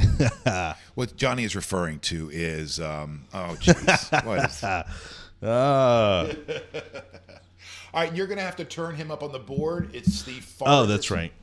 The farthest one to your right there. Well, let me get him up. Hold on, because I also have it muted here on my end. That's great. And then farthest one to the right? That one right. Over there? That should be it. Good morning, Eric. Good morning, gentlemen. All right, back off on him. Yeah. There you go. Now, you should get levels into Mimo, too, to see if he's going there. Okay. So, is that Eric getting ready to eat you alive? Yes. That's our appetite. Ooh, turn it down. That's our appetite. That's everybody's appetite in January? Yes, sir. That's everybody's appetite 12 months out of the year. Well, how are you doing, man? What's the temperature there in New York where you're at? I Can we think guess? We're at a warm 14 degrees. 14. So, funny we talk about that, as you guys talk about, it's cold and things are going on there. But we've been at like negative temperatures. And the other day I went into the gym and it was negative 8 degrees. And I came out about lunch to go to lunch, and it was 20 degrees, and it actually came out of my mouth. I said it warmed up to 20 degrees, and I couldn't believe I would ever say that in my life, that it warmed up to 20 degrees. So are you we're a supposed Florida? to get some crazy wind chill of like negative 30 tomorrow. It's gonna be pretty awesome. Are you a Florida boy originally? Yeah, born and raised in Miami. Dude, it's 35 here today. It was 35 this morning when I woke up. Can you believe that? That's awesome. That is like bone chilling, though, right? Isn't it? It actually, I don't know, maybe because I just, I was hustling and I was warm because I was just, trying to get out the door and just jumped out of the shower, all that stuff. It was really nice. I actually am getting kind of used to it. Day one, I thought I was going to die, but I'm kind of used to it now. Well, I thought it was going to be brutal. Like, I was ready for like 3 layers. I didn't even throw my jacket on. Nice. Get a little bubble vest and you're good to go. Yeah, man. So what kind of workouts do you have people do when it's 14 degrees? Well, I'm not at the facility right now. I was there early this morning, but, we're blessed to have a 90,000 square foot facility that our gym's a part of. So you saw a couple weeks ago, I was in the gym, and we got about 4,000 square feet. That is our actual training area, but then it is a full indoor complex. So there's a full soccer field. I'll actually have to do one next week from there. I mean, this place is amazing. It's got a huge indoor track upstairs that's like a 1/6 of a mile. So it's got almost 300 meters around. It's a pretty good clip. I mean, if you ever taken a lap, you're playing soccer, football, hey, lap around the field. It's not that short. So, you get that feel. It's got basketball courts, batting cages, pitching cages. So it's pretty, holy cow. It's pretty, pretty awesome. But, it's a need up here when you have, this kind of temperatures and this kind of snow, and you got to still train all year long. But I'm blessed to be a part of like the premier facility in central, New York. I almost said Central Florida. Wow. Well, next you month, guys. because I know you just opened the facility. So next month when you come on, we'll ask you about your heating bill in January. Well, it's good because it's part of the whole building, so I don't have to worry about that, which is good. So, holy crap. Good for you, man. Get to luck out with that. All right, so it's the beginning of the year. You and I have been talking on the show for the past 5-6 weeks, getting people like me and everybody else geared up to start their diet in January. Yep. So what are the conversations you've been having this week with your clients? Well, it's the theme we've talked about the last few weeks is consistently average, always trumps seldom perfection. So everybody comes in geared up, really motivated. And if I ask them to say, hey, you're only going to have chicken and rice or chicken and broccoli every meal for the next 3 weeks, they're like, no problem. I like that. That's fine. Whatever I need to do, because they're willing to take that step. But what I tell them to do is take that step back and realize that this is a lifelong program I want to put you in, not something that's going to be just over the next few weeks. We're not doing a 6-week challenge. It's not a 4-week challenge. You're not getting $100,000 if you lose 100 pounds in 2 months. We're trying to just get our life back and become healthier. So let's just eat the foods we like and eat the amounts we're supposed to eat, and just consistently do well every day, not do perfect. Because then when we fall short of perfect, what do? We go, oh, I'll start Monday and it's only Tuesday, and I'm not going to work out today, or I don't need to worry about what I'm eating. If you have a bad meal, no big deal. You're right back on the wagon the next meal. Well, that's the problem, right? Is with a lot of these programs is that they try to change the way you eat to an extent that's it's not sustainable, right? You wouldn't continue to eat that way for the remainder of your life. And so, I mean, to me, that just makes complete sense to simply modify what you already eat, to again get you to where you want to be. Exactly, because you see a lot of the programs where you got to buy their meals, or you just drink their shakes or have their bars, or you just severely limit what you're doing. And how long can you maintain that? Is it even affordable? But do you like eating that? You'd rather just eat normal foods. You want to, if you're going through a drive-through, you go out to lunch with your friends. You don't want to go, oh, I brought my lunch in my purse, and you want to know that you're able to conduct yourself on a normal basis. But yeah, you're hitting the nail on the head that we want to get people to conduct themselves as they would for the rest of their life. We're not doing any short-term, blast program that's just going to erratically change all of their habits. Well, because also once you fall off the wagon, off of that chicken and rice deal or smoothies or whatever it is, then it's almost like you've gone to the complete opposite end of the spectrum, because then you go back to eating normal foods, and your body just is trying to keep up with you. Exactly, and that's where the eating the normal foods and going to your normal refrigerator and having your normal shopping, going to a regular store to shop or regular restaurants to eat, allows us to keep people consistent with the program. But then it also allows us to have that benefit. I'm there. Yeah, we're just getting a little buzz in your audio. Yeah, it's sounding a little funny right now. Let me ask you a question. Yesterday, I used my new Instapot. For the first time. Nice. So it's a crock pot, pressure cooker, ricer, yogurter, whatever that is. Is it worth buying it? I was looking at that. I wasn't sure. All right. So according to all the due diligence that we did, the reviews are basically this. It is fantastic. You have to get to know it, though. It's not like just having a regular old crock pot. You have to learn it a little bit. But once you get some of the buttons down, then it is supposed to be like amazing. But my question is this, because I cooked some chicken in it, very simple, and I made sure that I had extra chicken in there so that I have stuff for lunch for the next couple of days. How much do you focus on food prep when you're trying to help people get in shape or change their lifestyle? Well, we know just from basic, eating out and preparing it ourselves, when you prepare it yourself, you know what's in it, right?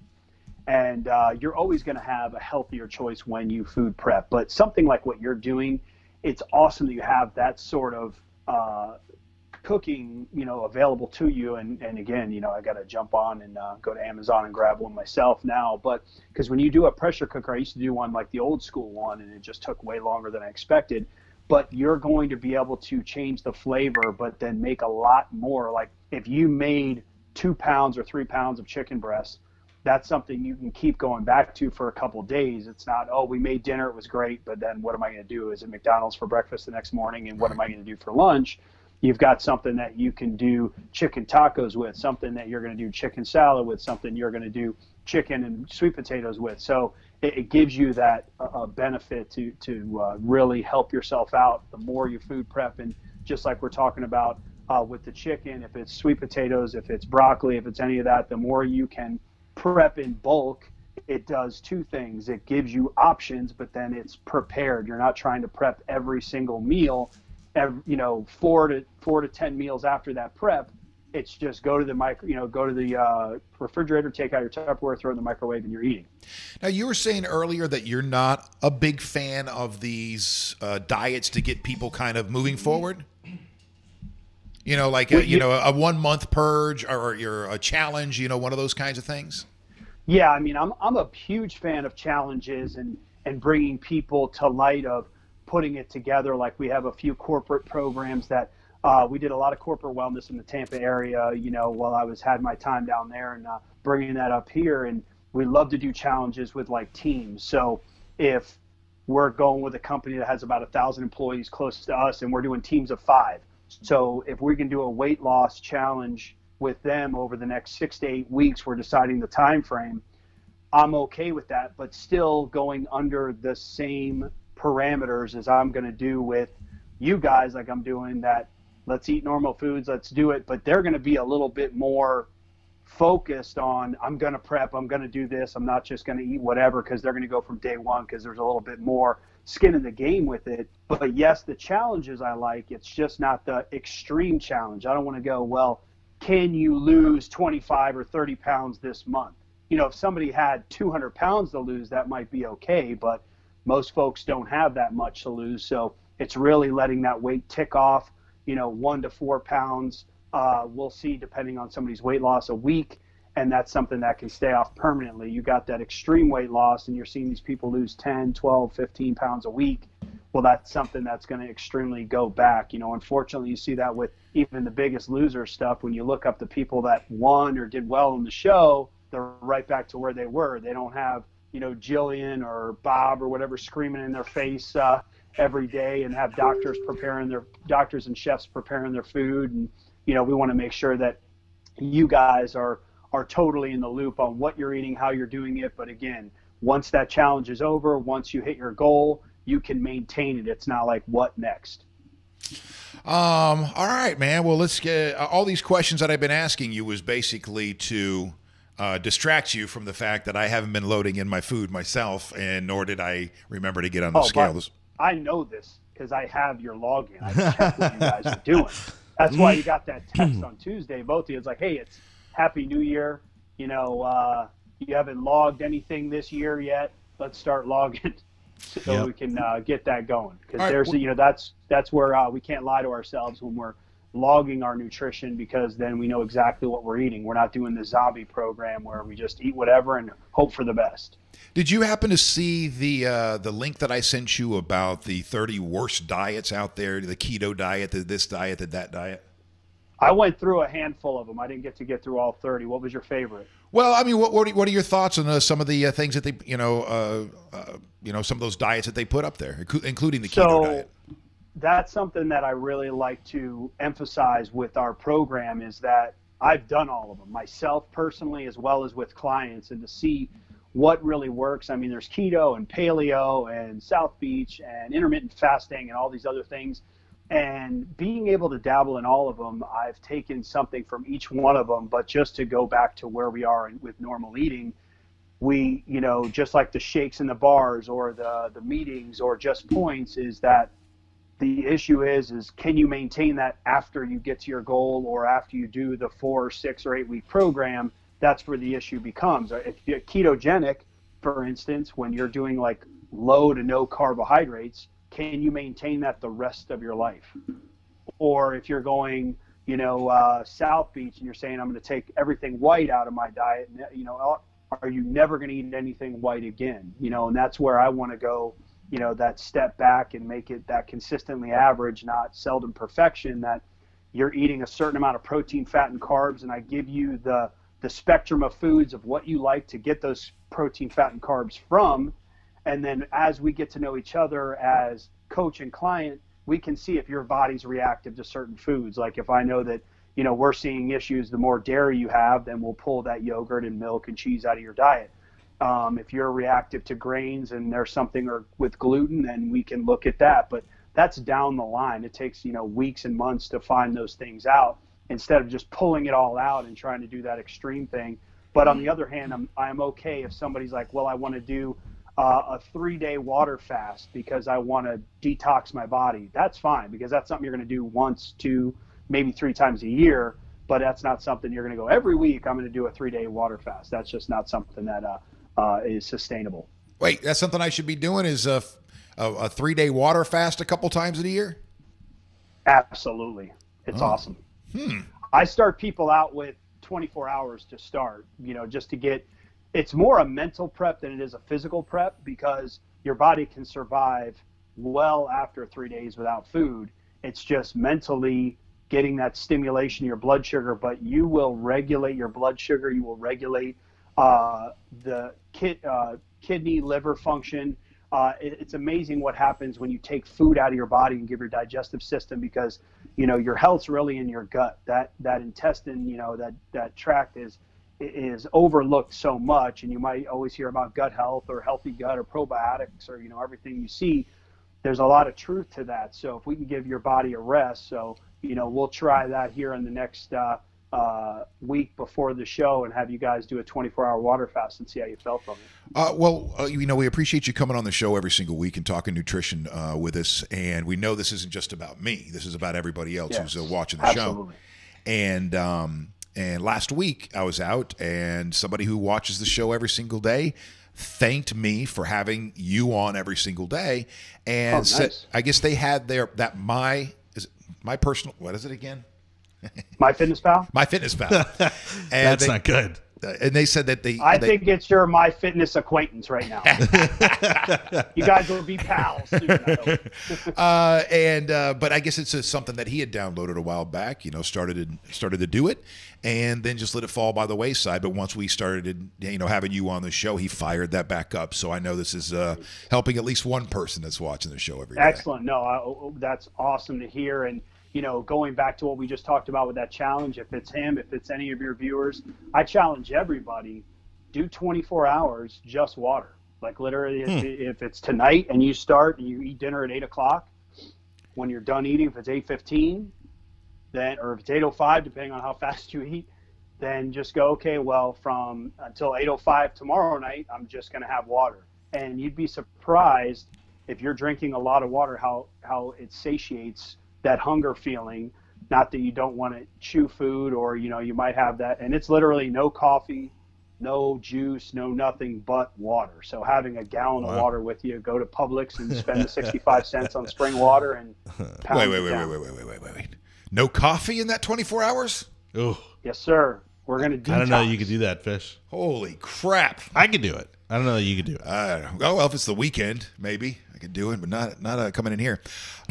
I feel like there was one last thing. Oh, by the way, this is the last week that you'll be talking to Jonny Torres. He is taking on the show. Or on the show. I just sent him a Facebook friend request. So if I'm fortunate enough to get it accepted, then who knows where this will go.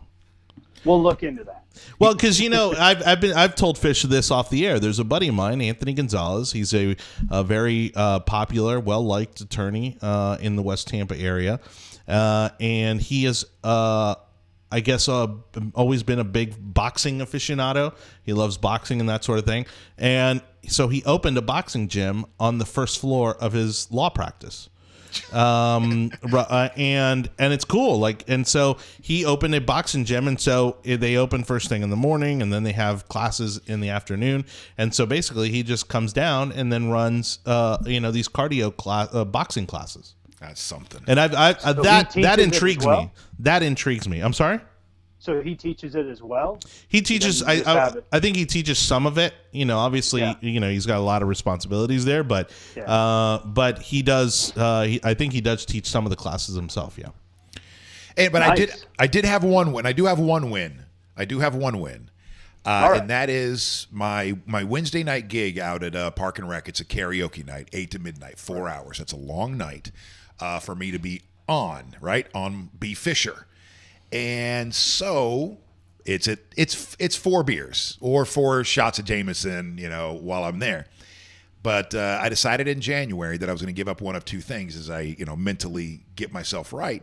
And it was either going to be Diet Coke or alcohol for the month of January, and there was no way in hell that I could give up Diet Coke. If I'm addicted, I was hoping you were going to say Diet Coke. Yeah, seriously, right in that scenario, it's right? Worse for you. Yeah, I was going to say, isn't the Diet Coke worse than the alcohol? It is. It is so terrible for you. I mean, it's and we'll go down a little rabbit hole here, and I'm glad you brought that up for your viewers or people that are going to see this recorded, or people that are referring back to it. Is that Diet Coke, even though you look at it and you go, okay, it's got 0 calories, no sugar, it's awesome.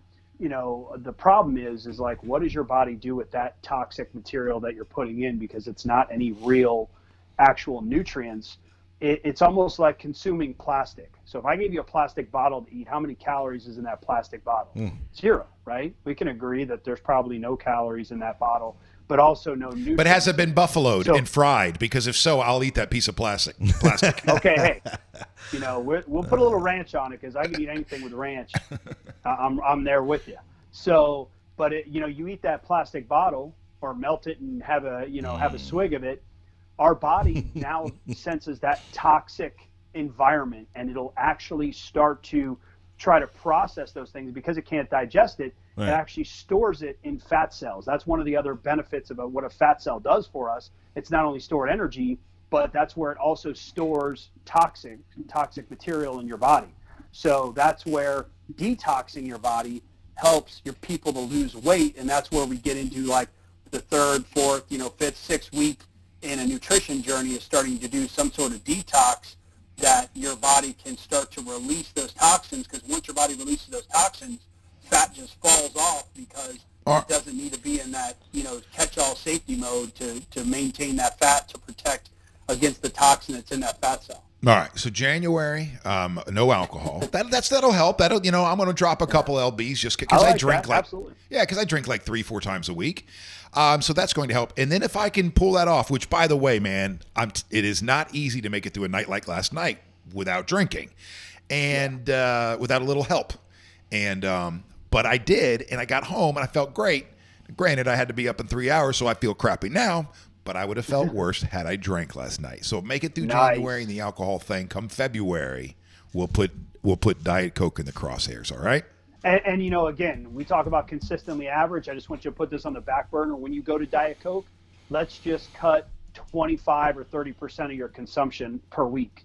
And then the next week we'll go down to 50%. The next week we go down to 75. I'll tell you what. That way you're just weaning it off. I cut soda completely at one point, and I'd say within a couple weeks I dropped like almost 10 pounds. Like, well, maybe not 2 weeks, but after a while, like I was dropping weight so quick once I'd cut soda out. And again, it's like you were saying about the food, Eric. When you change behavior abruptly like that, it's hard to maintain that, right? So you want to do it to a point that's sustainable. But I saw the benefits of just cutting out soda, and it's pretty dramatic. It's amazing. All right, so a comment before we get you off here from Elliot talking about one of these diets that we were. Elliot says the paleo diet. The cavemen did the paleo diet, and they all lived to the ripe old age of 18. Because they had T-Rexes chasing them. That's what it was. All right, Eric, thank you so much for joining us today. We really appreciate it. We'll talk to you next week. Thanks for having me on, Johnny. It was great working with you. Look forward to chatting with you and keeping this dialogue going with you. Same here. Thank you so much for all your guidance, man. I'm really looking forward to it. Happy New Year, guys. Happy New Year to you. Yep. We'll see you. That's Eric Stratman from TNL Nutrition Coaching, and a lot of you know Eric from all the years that he was here in the Bay Area, and running a couple of gyms, opening a couple of gyms around here, and he's moved his family to New York and doing the same thing up there. So, all right, sir. Now, do you want me to bring my computer around and us try to figure out if we can do karaoke before you get out of here today, or are we just setting ourselves up for like 3 minutes of dead air? No, I mean, so I thought of a workaround, but I'm afraid that Facebook or somebody would shut it down. I was going to say, let me just bring up a karaoke track on YouTube, but then I'm afraid that YouTube would then shut it down. Let's you know not what I take mean? that chance. Yeah, we already had Facebook yell at us. And maybe throw us off the internet. No, maybe if you want, you can bring over your laptop. I just wanted to give credit where credit is due, but it's also been fascinating to watch what the University of Central Florida, UCF, has been doing since they won their bowl game, and they had a 13-0 season. I have lots of friends who went to the University of Central Florida. My entire family, I told you this, my entire family graduated from UCF with the exception of myself. So those of us that have gone to college are all Knights. And so very proud of the program and the school. It's unfortunate that they weren't able to hold on to Coach Frost. But they are already making arrangements for a championship parade. And they are also going to be paying their coaches a national championship bonus, which I guess is in their contracts. And so this tweet, I believe, was yesterday, and somebody, Bama Bobblehead, asked the vice president and athletic director for UCF, he goes, "You going to pay the coaches their national championship bonuses or not?" And Danny White responded, "Of course we are. That's what national programs do. Our coaches were informed of that earlier this week. Charge on." So it's been fascinating because people were complaining about the bowl system before they went to the playoff system, and now people are complaining about the playoff system. Yeah, they predicted that back because you have the same arguments, the same people bitching that, well, you allow X-Men. This team should have been one of those. Screw you. It's not good enough for any one of these people. In all fairness, though, if you go undefeated and you're the only team to go undefeated, and especially watching UCF just destroy Auburn the way they did, they should have had a shot at the national championship. This is not my expertise. I know, it isn't mine either, but and we could fake it. Strength of schedule and all that kind of stuff. Yeah. And maybe UCF should have been in there, but this is one of those things too that I have a feeling that your heritage, your lineage, what you've done in the past probably plays into this somehow, right? Somewhere along the line. So UCF's got to put It's together weight a of couple schedule, years. and there's all kinds of factors that go into that, But needless to say, that is already the largest university in Florida. This is going to do wonders for their attendance. So John Sweeney goes, you got to get original music karaoke. Original music karaoke. Well, that's not karaoke. That's original music. Yeah. No, we've had good luck with the karaoke tracks. We haven't had any issues there. And so I just wanted to just mention this one more time because I don't think we got to it in the rundown of stuff you should know. But again, Tampa Bay Lightning captain Steven Stamkos named captain of the Atlantic Division's team Wednesday as voted by fans. Now, this is for the NHL All-Star Game happening right here in Tampa at the Amalie Arena. The face of the Lightning franchise will likely be a face of the star-studded event, which includes a skills competition January 27th and the 4 division teams playing a 3-on-3 tournament on January 28th at Amalie Arena. That's going to be a very cool event. And it's as someone who's taken part in big events like these, be cool. Like, be understanding and accepting and nice and friendly and all that stuff to people. What do you? Well, because I realize that this is an inconvenience. Like, if you live in South Tampa or Harbor Island or even near the hotels and stuff, like it's going to be chaos. It's going to be crazy, and people get on edge. And but the truth is that these events not only have a direct impact on our economy, but they also have a long-term effect on our economy. If you go somewhere and everybody's super nice to you and you have a great time and you have a great experience no matter who you run into, guess what? You're probably going to come back to that place. And I think that's part of the reason that Tampa is experiencing the growth that it has. Think about all the major events we've had over the past 10 years.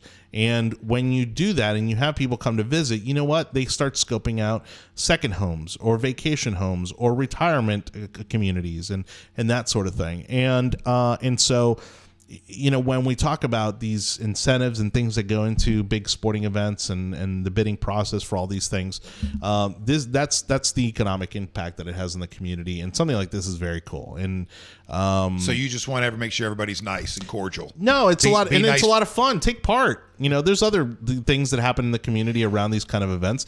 Like with the Super Bowl, they build the Super Bowl Village, right outside the stadium and stuff. So that's another thing, is that these leagues, the NHL, the NFL, like they want locals to come out and support these kind of events, and that factors into why they pick certain cities because. It depends also on how the community responds to these events coming into town. Oh, you know what? I'm gonna grab my bag real quickly. Well, you can set up the karaoke thing here. All right.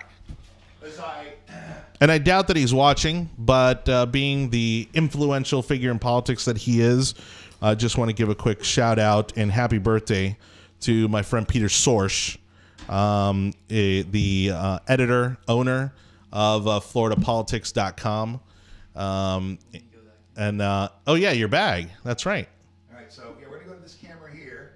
And this bag, where's the autograph? Right there.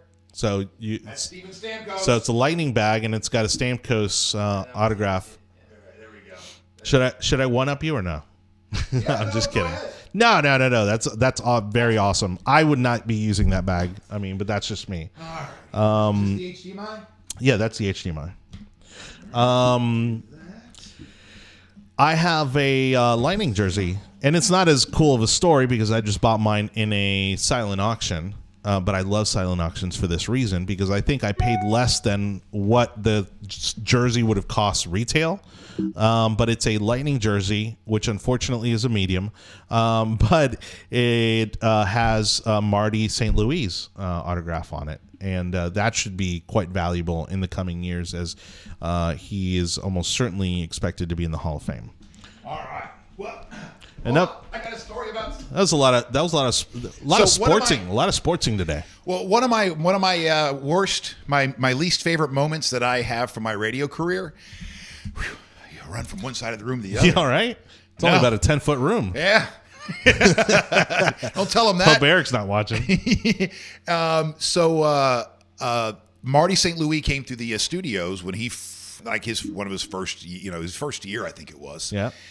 And I didn't know a lot about the Lightning or hockey. I still don't know a lot about anything about hockey, but I'd heard that Marty St. Louis was short, right? Okay. And so when he comes in, what happened? I don't know. I don't have anything over there. No, I know. Oh, okay, but it's still because it's the karaoke thing. Oh, okay. Yeah, we haven't fired it off yet. All right. I just see black, and I was like, uh-oh. Yeah. No, but so I don't know what the hell was in my mind, what I was thinking. But so I'm on the air like this, and he comes walking into the room, and as he does, I just turn and go, oh my gosh, he is short. Oh, jeez. And he just gave me this look. Oh, no. Yeah, it's one of those moments that when it enters my head, ever so often, every couple of years or something, it just happens to float in. I get this disgusting feeling like, what a moron I am.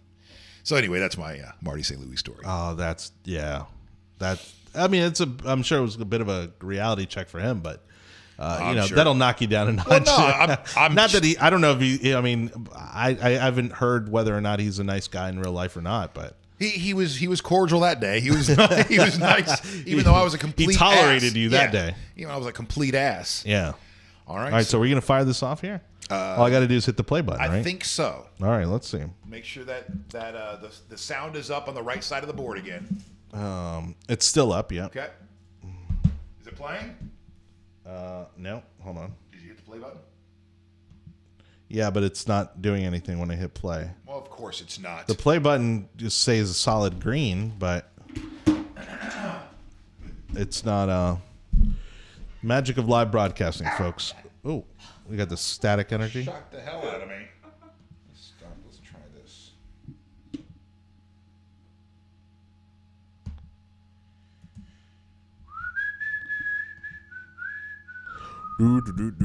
I think if I open it back up, yeah, it'll work, because what had happened. Oh, maybe because you unplugged and plugged in the hard drive again, or what had happened was. What happened was. I don't know. Let's see if we just make this happen. All right. Sheryl Crow. Let's see. So Thanks to everybody again for checking in. And while the show will be in transition, it's still going to be here, right? So make sure you check it out. The Wake.Show. That's our website, the Wake.Show. Make sure you look us up on Facebook and YouTube. Living my life in slow hell. Oh, I'm doing Sheryl Crow? Differing every night at a hotel. And I ain't seen the sunshine in 3 damn days. I didn't mean to jump on you there. That's all right. Been fueling up on cocaine and whiskey. Sounds about right. Wish I had a good girl to miss me. Lord, I wonder if I'll ever change my ways. Now I don't know who's who. I put your picture away. Sat down and cried today. Forget about the cameras. I can't look at you while I'm lying next to her. I put your picture away. I'll be Cheryl. I'll be Cheryl. Sat down and cried today. I can't look at you while I'm lying next to her.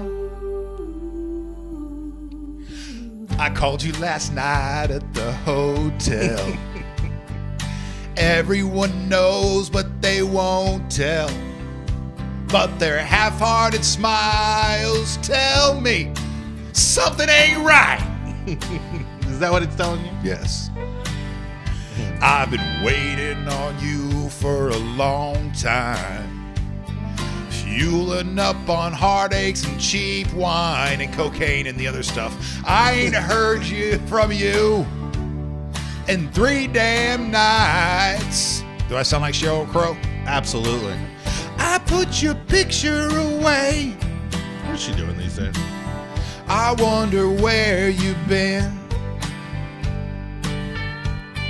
I can't look at you while I'm lying next to him. Oh, I'm gonna tell Lauren. I put your picture away. I wonder where you've been.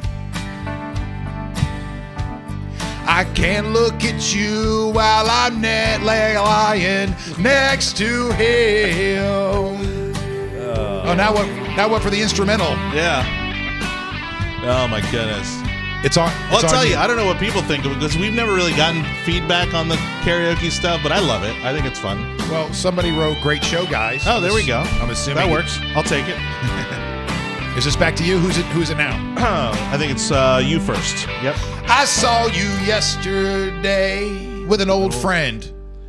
It was the same old same. How have you been? Since you've been gone, my world's been dark and gray. You reminded me of brighter days. I hoped you were coming home to stay. I was headed to church. I was off to drink you away. I thought about you. For a long time. Sorry. Can't seem to get you off my mind. I can't understand why we're living life this way. I found your picture today. I swear I'll change my ways. I just called to say I want you to come back home. Gonna miss you, buddy. Oh, I found your picture today. gonna miss you, fish. I swear I'll change my ways. Nice. I just called To say I want you to come back home. I just called to say I love you. Come back home. Trying to put a little country twang on it. There we go. There we go. Little Colombian boy from Miami trying to put a little country twang on a Kid Rock song. I don't know if that makes any sense. Well done. Well, thank you again, everybody, for watching the show. Again, your eyes did not deceive you today. Sitting here in the captain's chair today, more than likely tomorrow as well. Fisher learning the ropes over there, playing around with the buttons and all that stuff. Did you have a good time over there? I really did. Like I said, I'm gonna have to go home and watch the show now, and then judge myself for all the horrible switching that I did. But it really is fun to have control of all the buttons. Yeah, it is. So, well, very cool. Again, for this and every other episode of the Wake.Show, make sure you look us up on Facebook, YouTube, Twitter, and of course our website, the Wake.Show. Thank you so much for watching, and on behalf of Chris Fisher, it's Jonny Torres saying so long. Have a great day.